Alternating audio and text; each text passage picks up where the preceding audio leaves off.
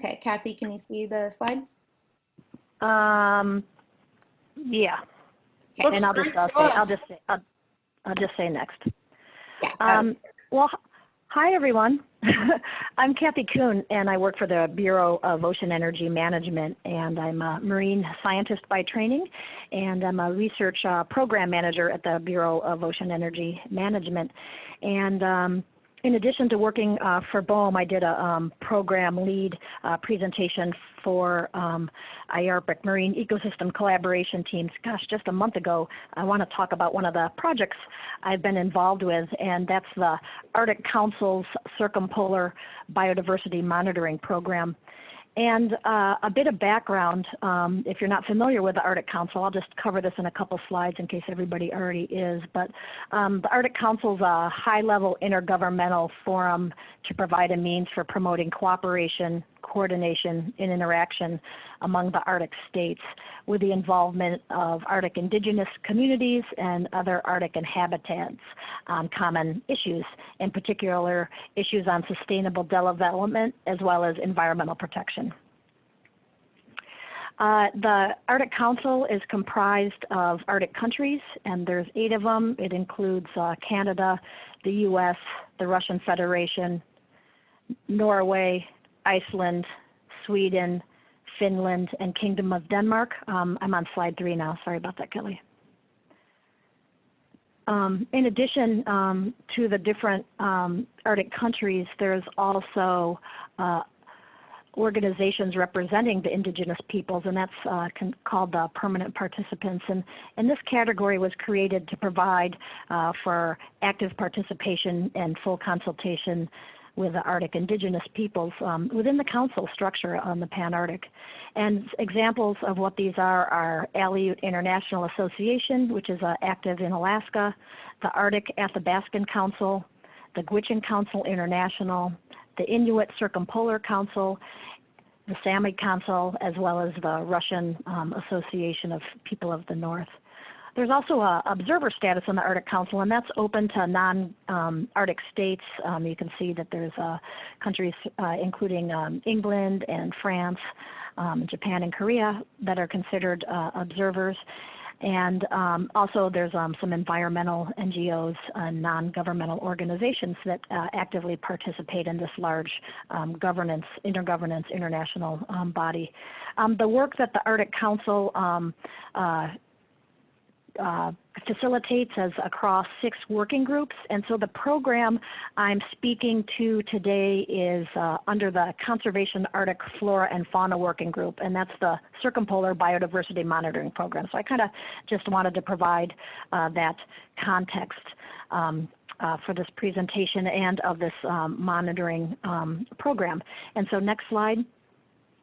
So the conservation of Arctic flora and fauna is also known by its acronym CAF, and it is the Biodiversity Working Group, which is to satisfy mandates addressed in the conservation of Arctic biodiversity and to communicate those findings to governments and also residents of the Arctic to help promote practices which ensure the sustainability of the Arctic's living resources.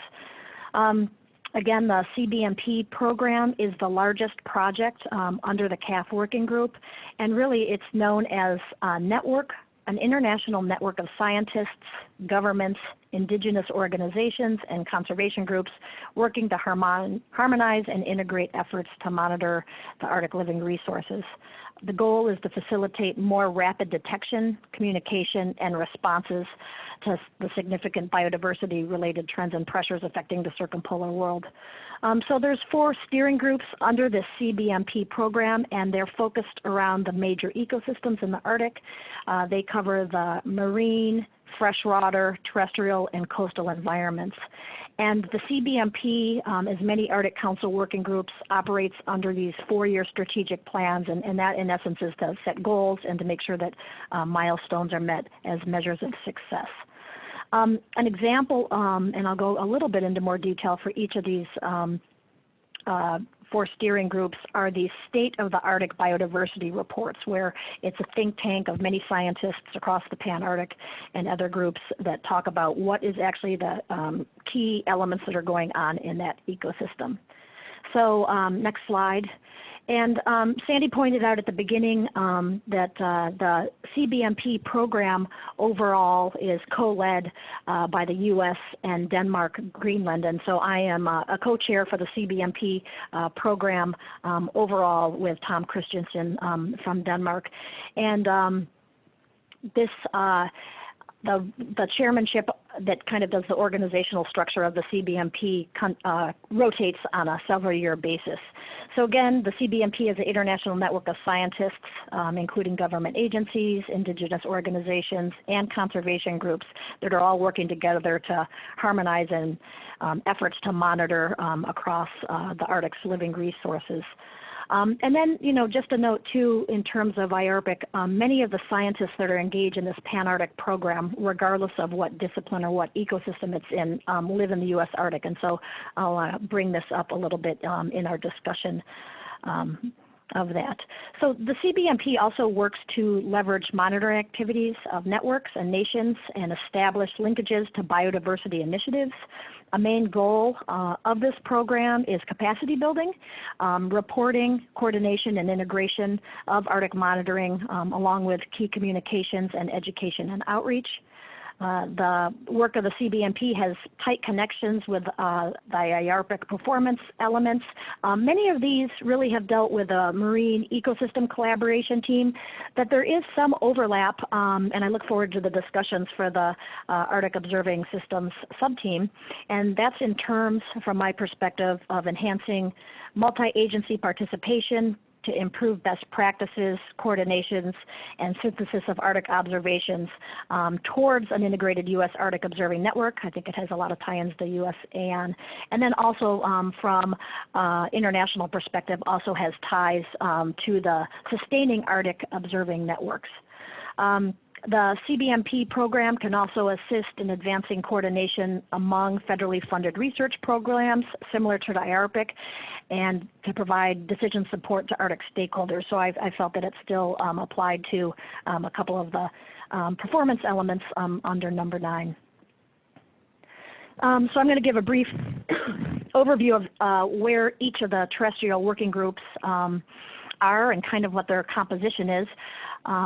So for the terrestrial working group, this considers ecosystems across the vegetation, birds, invertebrates, and mammals.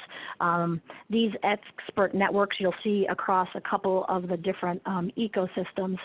And this is currently chaired by Iceland and Sweden, and Casey Burns from the U.S. in Anchorage here from the Bureau of Land Management has been actively engaged. And then just as an example, under the under the mammal expert network, there is a muskox steering group, and they have 17 participants from Alaska. So the National Park Service is highly engaged. Jim Lawler and Letty Hughes, Alaska Department of Fish and Game is really involved, University of Alaska, University of Montana, and the muskox farm.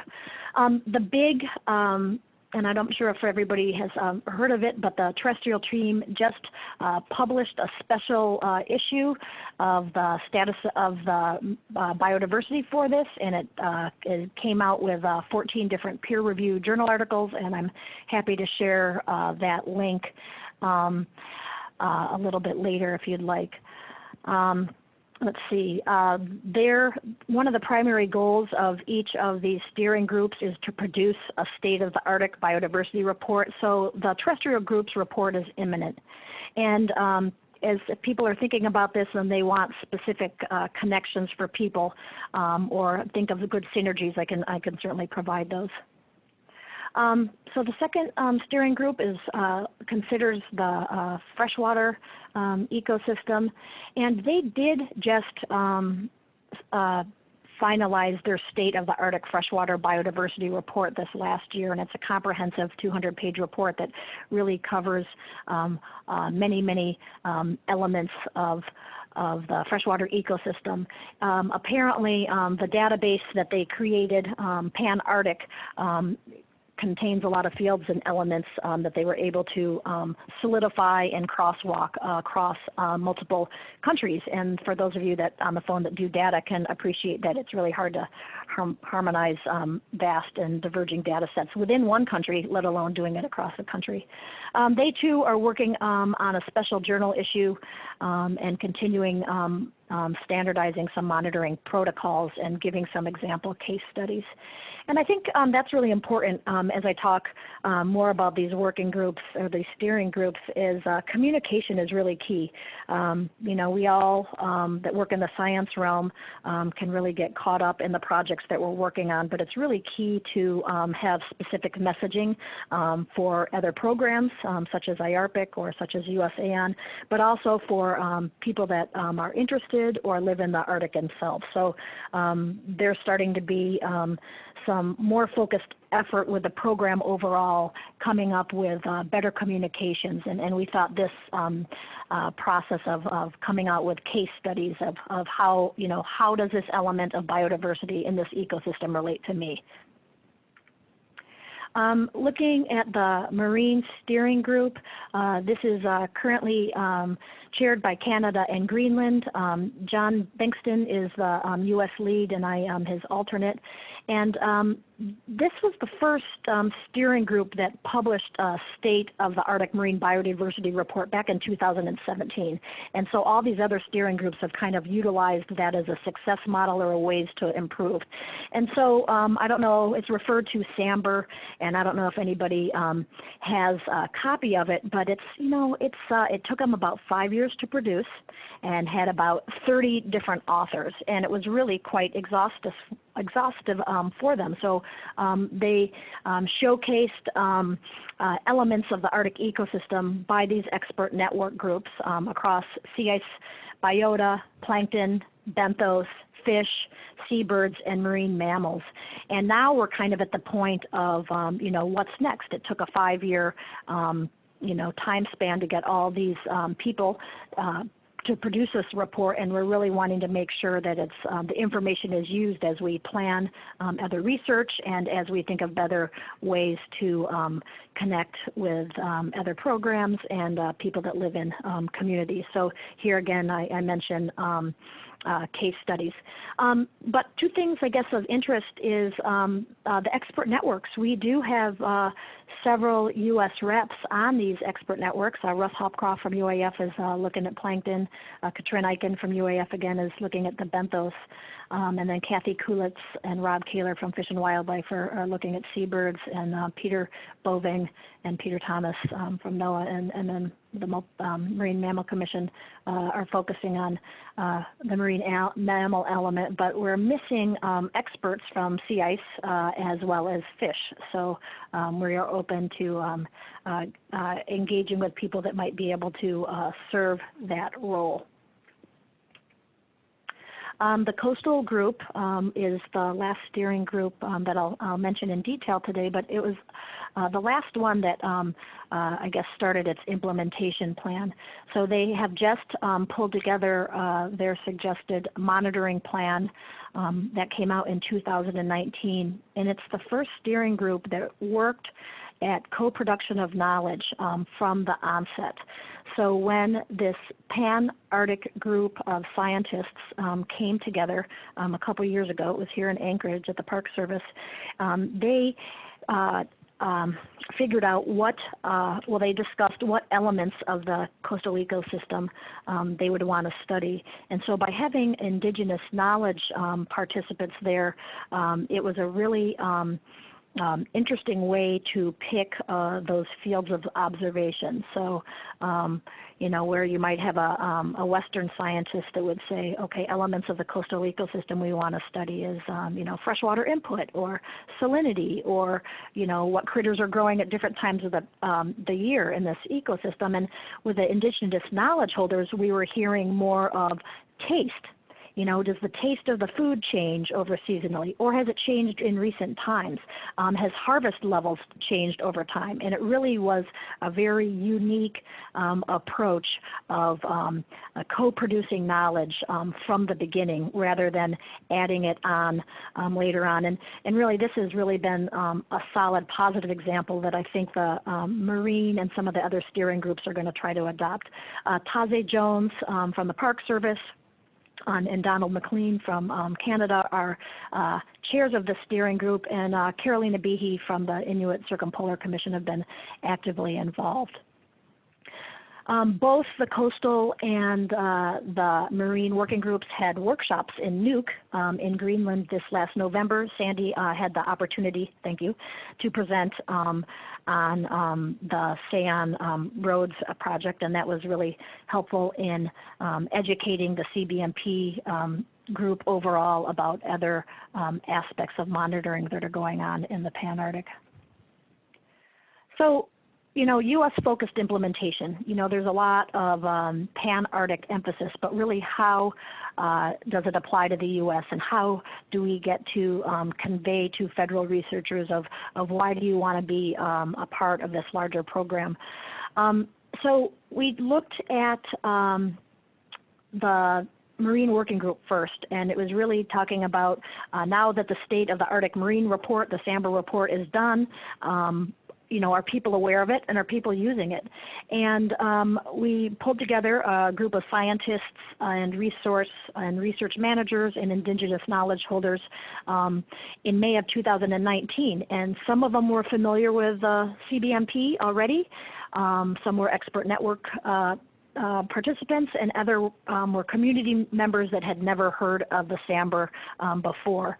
But it was really interesting that this group was able to come together and understand that it's really important to share information, and especially if you're living in Alaska in a small community, is really getting that concept of what's going on in your own area of interest. But certainly, there's a perception that there's all this international work going on, but the results never come back to the communities.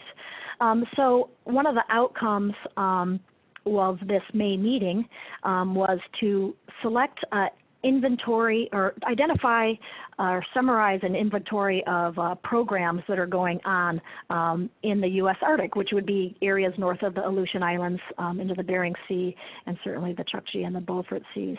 And also figure out what are the identified needs and interests from community perspectives.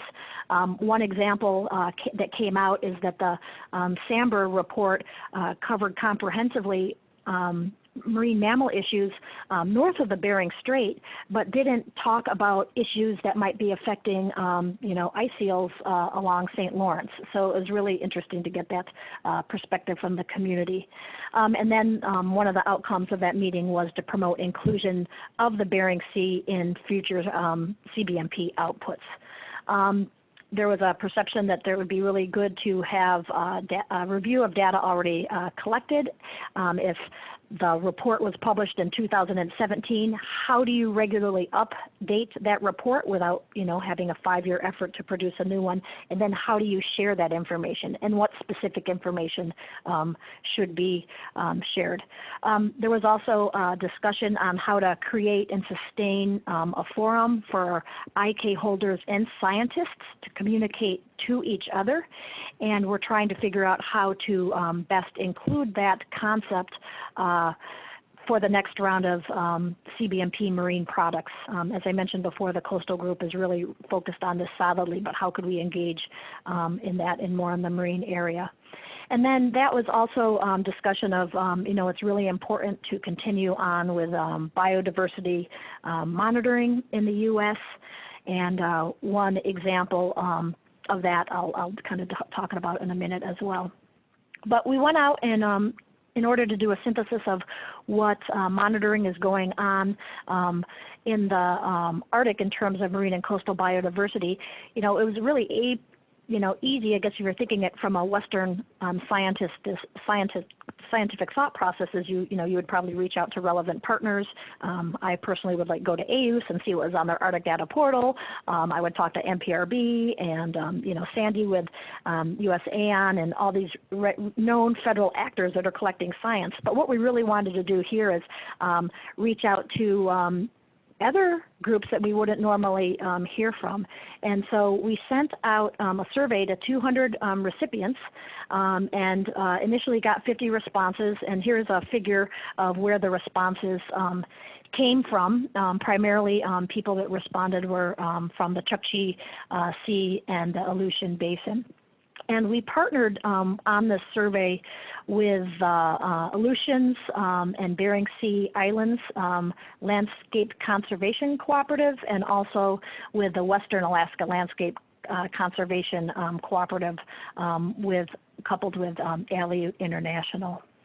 So we're currently reviewing those results, but some preliminary results identified that there's if you look at this chart, I'm sorry, Kelly, I'm fast forwarded and I am on slide 12 right now, and it's of a sideways bar chart. And it really, the preliminary results show that there are some tribal and city council indigenous regional organizations that are doing community-based monitoring. We also got some responses back from local residents. And we got some responses back from traditional knowledge holders. So we're really going to the next slide, hoping that we're kind of getting a more comprehensive understanding of community-based monitoring in the U.S. Arctic, in addition to what is being done kind of on the federal or university level. An example of one of the expert networks under the Marine Group is the Seabird Group, and they have dozens of monitoring sites.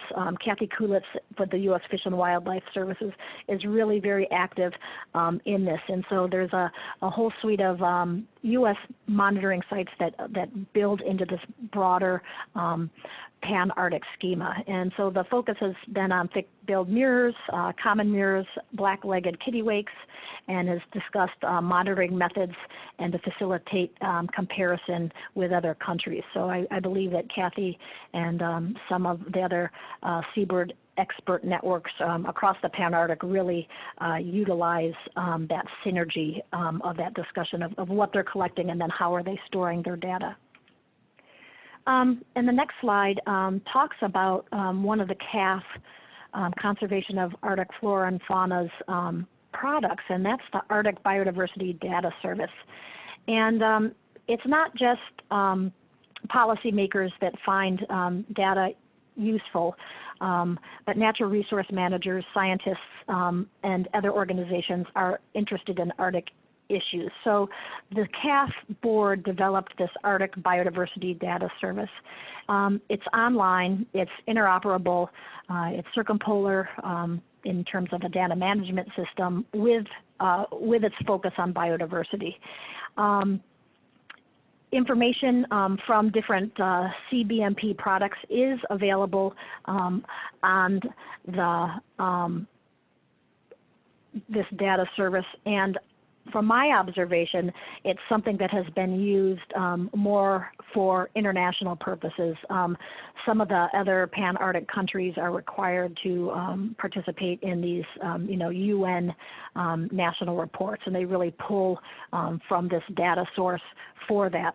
But I think, as many of you on the line might know, that there's also lots of ways to serve data in the U.S. And so it's really trying to figure out, is this well-regarded Arctic Biodiversity Data Service something that could be useful from a U.S. perspective. But going on to the next slide is examples of what is on this data service is information about species, stressors, indices, networks, data, maps, and graphics. And I have the URL for that up there. there was also some discussion going back to the survey is if you're in a community in Alaska and you want to see some updated, graphics for your region, how would this be shared? Would something, an international data service like this be your go-to source of information, or would you want something more localized or more localized and generated to meet your information needs? So there's been some really good discussions on the best way to share information and how to share data. On my last slide, I really wanted to talk about potential synergies between this sub-team for IARPC and perhaps led towards other conversations that might come up in the future, specifically perhaps with the Marine or any of the other steering groups that might be of interest or might have overlap with items you're working on. So I am happy to take questions or start a conversation, but I put a couple questions up on the slide to start that off.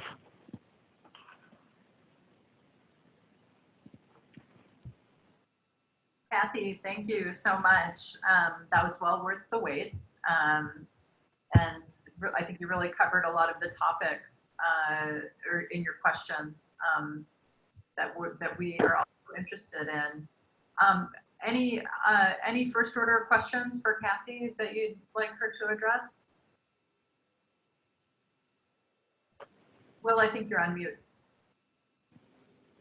Thanks. Kathy, that was great. I've never seen such an in-depth coverage of one of the working groups. I'm interested in sort of the co-production of knowledge, indigenous knowledge holder role here. Could you talk a little bit about how that contributed to the final reports, and sort of related to that, you talk about the citizen community-based monitoring.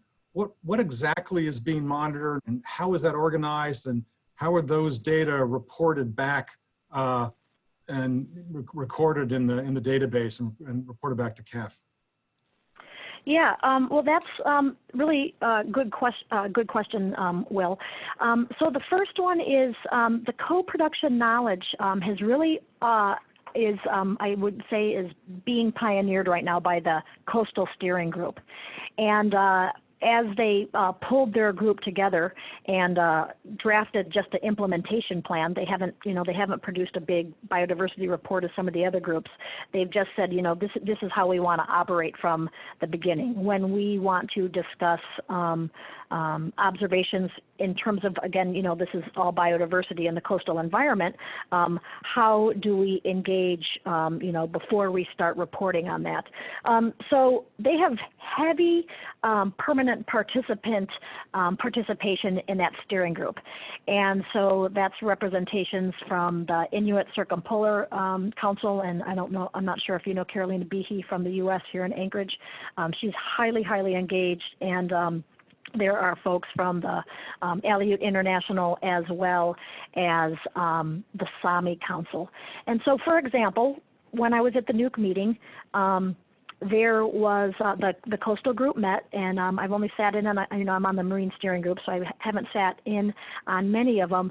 But they had a gentleman, I believe, from Kotzebue that came up to participate in it. So you have, again, primarily PhD coastal ecologists in a room talking about what things should be studied in the Panarctic, and you had this very nice, relevant perspective from somebody that lives in a coastal community from the U.S. And there actually was also somebody that was from Greenland, from the Sami Council there. And they talked about their relevant issues in terms of observing change in their natural environment. What are they seeing with hunting and perhaps positive and negative interactions in terms of information sharing in more traditional science. So I'd say that, the co-production of knowledge is really, I'd say, a new, late coming and necessary thing that I think the CBMP program is working with.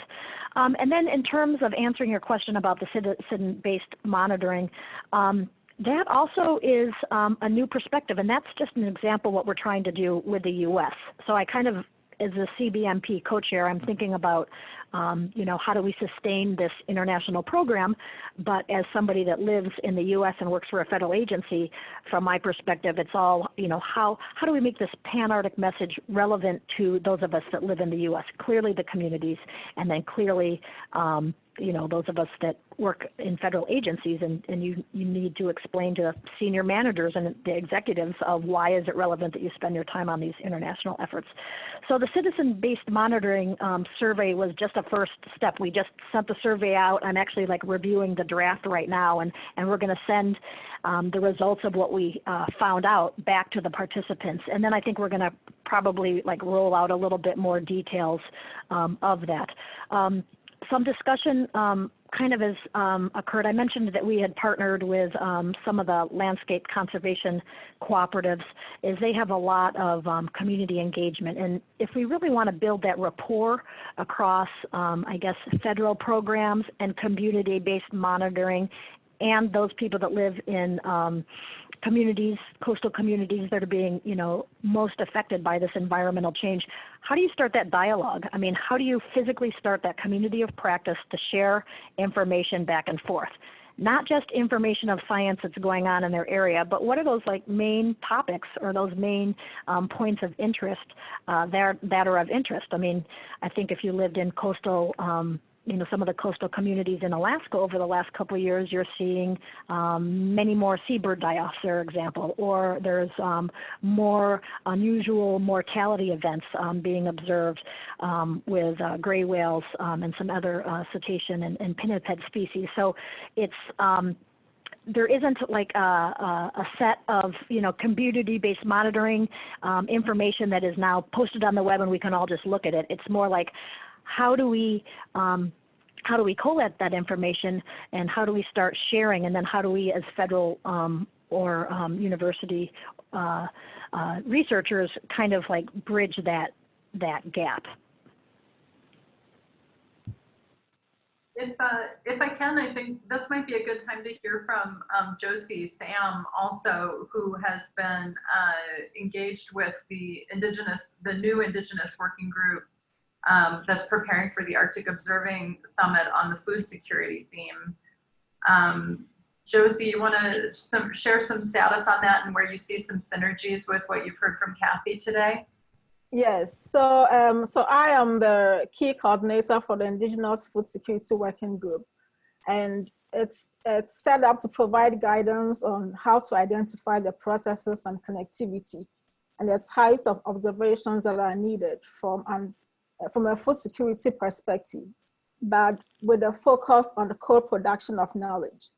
And so as Kathy was talking, I was thinking about how in our early conversations, we've been talking about how to actually make this a meaningful process of incorporating Indigenous knowledge into what we do. And we want it to be equitable. And so we are still exploring ways of doing that. So Kathy, I think that we can touch base later and see where we can share ideas and learn from each other as the group progresses. The group is, go ahead. No, I was going to say I like that. Good. Okay, so it's currently it's led by Rachel Daniel with Pew Charitable Trust and Gunbert Ritter from the Sami Council, and it's currently made up of Indigenous teams. Indigenous experts, community representatives, agency personnel, research scientists from Canada, Greenland, Norway, the US, and Russia. So we're looking at members from across the Pan-Arctic. And so our role during the Arctic Observing Summit is to build relationship across Indigenous organizations and communities that are engaged in observing and monitoring for the long term. And our members are also working to synthesize some white papers to highlight themes of food security that are impacting the Arctic.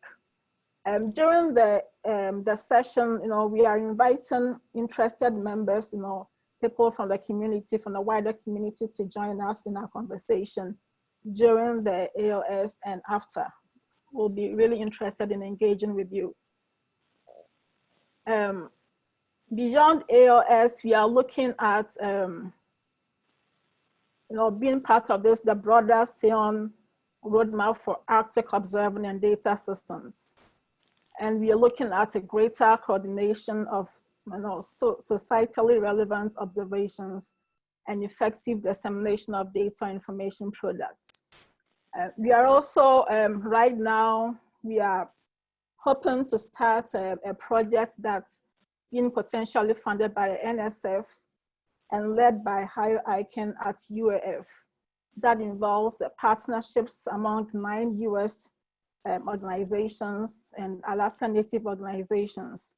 And this is aimed at advancing the SEON roads network with a focus on coastal and marine food security in the Pacific Arctic sector. And this will all get underway during the conference in Iceland. And Sandy is closely coordinated with this effort as well. So if you have any questions about this, if you want any details, please go ahead and contact me. I sent the slide to Kelly and she can go ahead and share it with you. There are a bit more details. Will do. I'll make sure I'll post these as a part of the notes. Okay, thank you. Thanks, Josie. Well, thank you. Thanks for writing it up. Synergies, and in particular, it seems that this survey that the CBMP did in Alaska in cooperation with the landscape conservation cooperatives could be a really nice input to your working group deliberations as well.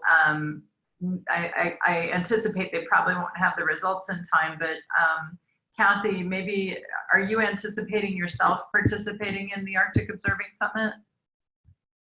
I am not sure yet, but I would definitely be happy to have a conversation and provide them with information prior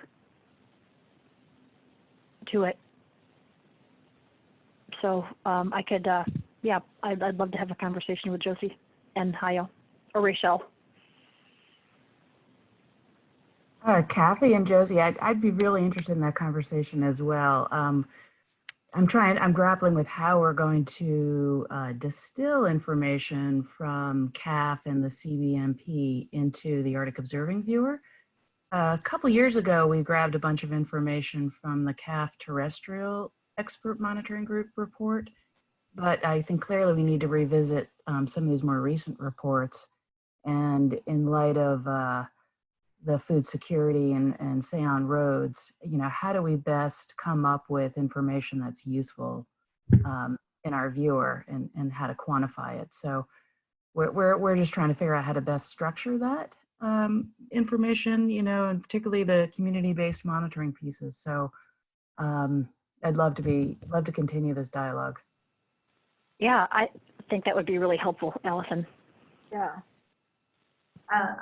This is Sandy. I'm sad to be the one to point out the time, but we are close to the top of the hour. And so I want to give Kelly the opportunity to make any closing announcements for those who need to get off the phone exactly on time. And for those who don't, we could potentially stick around for another 5 minutes and maybe think about where to go next, and especially picking up on some of those questions that Kathy provided and thinking maybe amongst the co-chairs about how we can bring out some more ideas around those questions in our future meetings. Absolutely, yeah. So for everyone, our next meeting is going to be March 18th. I think we're scheduled for 3 p.m. It'll be a joint meeting between the Arctic Data Sub-Team. This will be really important as we head into the Arctic Observing Summit later that month. So I think we're still trying to work out exactly what we're going to be speaking about, but I assume it'll be related to the AOS conference at the end of the month. So hope to see you all then. Thanks. Great. And my apologies for my technological snafu taking several minutes. No worries, Kathy. That's It happens to everyone. Kathy, if you have another minute, I see there's a couple questions in the chat that maybe we could at least process if we don't have time to fully answer. Renee Tedesco, I don't know if you want to come off mute and share your question. And then I see Julie Brigham-Getty also has another question following that. So I don't want to take up any time, but certainly appreciate your consideration of those 2 points offline. Okay, and so maybe if Kathy doesn't see the chat, Kelly, can you grab those and maybe we'll get those email to Kathy. Yeah, no, I see them. Oh, okay. Yeah, my question was, I wasn't quite sure. There was a comment that there were 9 Alaskan organizations that were coordinating with HIO on the AOS. It wasn't quite, maybe I've misunderstood that, but this is really important when it comes back to the navigating the new Arctic project and how the communities are inputting to some of these issues. So I was just curious, what were the 9 Alaskan organizations that are helping with this part? And you could just send me that offline. That's fine. Okay, yeah, I'll clarify it. Do I have your email address? Yeah, In the chat. I can send it to Sandra and she can get us together. Okay, great.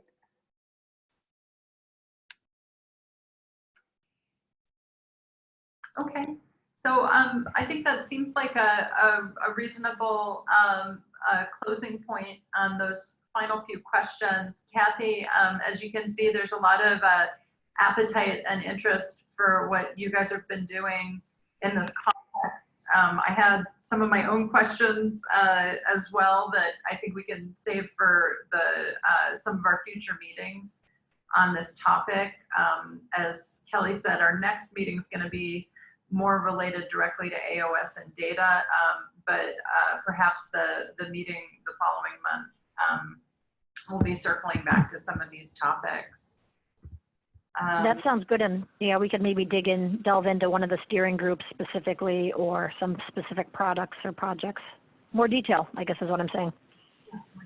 Great. Yeah, that's a great idea. Yeah. Will, Sally, any final closing thoughts? No, I think there's a lot for us to dig into, and that was a good overview. So let's sort of make a note going forward that we could dig into some of those things a little bit deeper.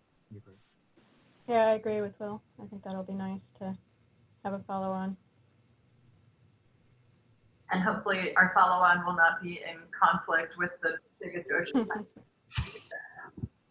Yeah. No, it's the quality of the people here, not the quantity. All right, very good. Well, thanks especially to those who called in for the first time. You're very welcome to stick with us in this developing conversation. And we hope to see you next month. And again, thanks for our speaker, Kathy. Okay. Thanks, Kathy. Okay, Thanks for the opportunity. I look forward to engaging again. Thank you. Thank you. We'll see you all later. And if you're still on the line, yes, I will post all the slides to IRPIC. Thank you. All right. Bye-bye. Bye. Bye.